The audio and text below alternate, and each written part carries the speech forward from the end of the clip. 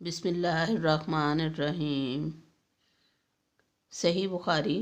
حدیث نمبر 4 اور 5۔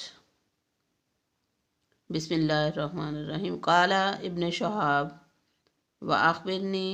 ابو سلمہ بن عبد الرحمن عن جابر بن عبداللہ الانصاری قال وهو يحدث عن فترة الوحی فقال في حدیثه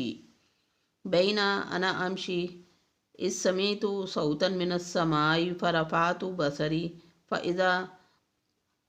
الملک جاءنی بحراء جالس على کرسی بین السماء والارض فرعبت منه فرجعت فقلت زملونی زملونی فانزل اللہ تعالی یا ایہا المدثر قم فانذر الى قوله والرجز فاہجر فحمی الوحی تابعہ عبداللہ بن یوسف و ابو صالح و تابعہ ہلال بن رواد عن الزہری و قال یونس و معمر بوادی راہو۔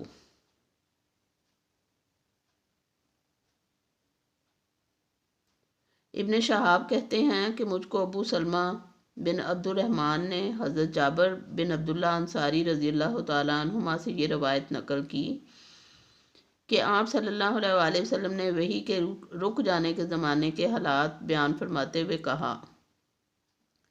کہ میں ایک روز چلا جا رہا تھا کہ اچانک میں نے آسمان کی طرف ایک آواز سنی اور میں نے اپنا سر آسمان کی طرف اٹھایا تو کیا دیکھتا ہوں کہ وہی فرشتہ جو میرے پاس غار حرا میں آیا تھا وہ آسمان و زمین کے بیچ میں ایک کرسی پر بیٹھا ہوا ہے۔ میں اس سے ڈر گیا اور گھر آنے پر بھی میں نے پھر کمبل اوڑھنے کی خواہش ظاہر کی۔ اس وقت اللہ پاک کی طرف سے یہ آیات نازل ہوئیں، اے لحاف اوڑھنے والے اٹھ کھڑا ہو اور لوگوں کو عذاب الہی سے ڈرا اور اپنے رب کی بڑائی بیان کر اور اپنے کپڑوں کو پاک صاف رکھ اور گندگی سے دور رہ۔ اس کے بعد وہی تیزی کے ساتھ پے در پے آنے لگی۔ اس حدیث کو یحییٰ بن بکیر کے علاوہ لیث بن سعد سے عبداللہ بن یوسف اور ابو صالح نے بھی روایت کیا ہے، اور عقیل کے علاوہ زہری سے ہلال بن رواد نے بھی روایت کیا ہے۔ یونس اور معمر نے اپنی روایت میں لفظ فوادی ہی کی جگہ بوادی ہی نقل کیا ہے۔ حدیث نمبر 5۔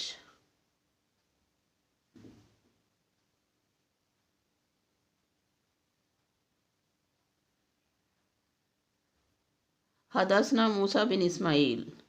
قال اخبرنا ابو عبداللہ قال حدثنا موسیٰ بن ابی عائشہ رضی اللہ تعالیٰ عنہ قال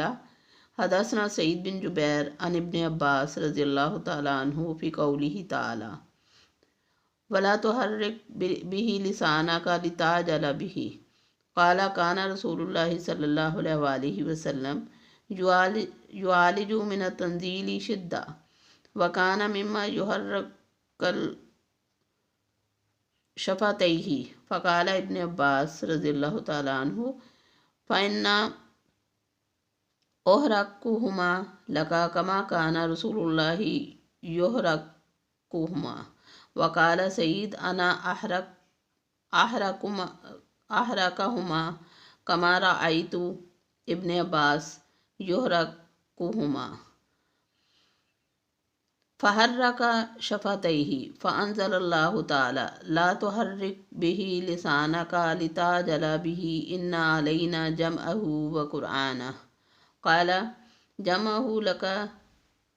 صدرك وتقرأه فإذا قرأناه فاتبع قرآنه قال فاستمعوا له وانصتوا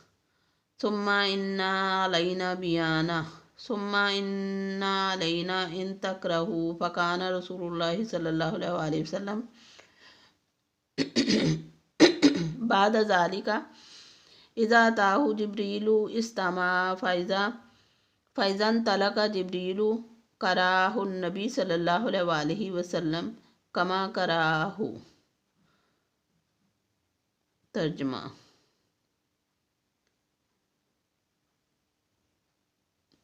موسیٰ بن اسماعیل نے ہم سے حدیث بیان کی، ان کو ابو عوانہ نے خبر دی، ان سے موسیٰ بن ابی عائشہ نے بیان کی،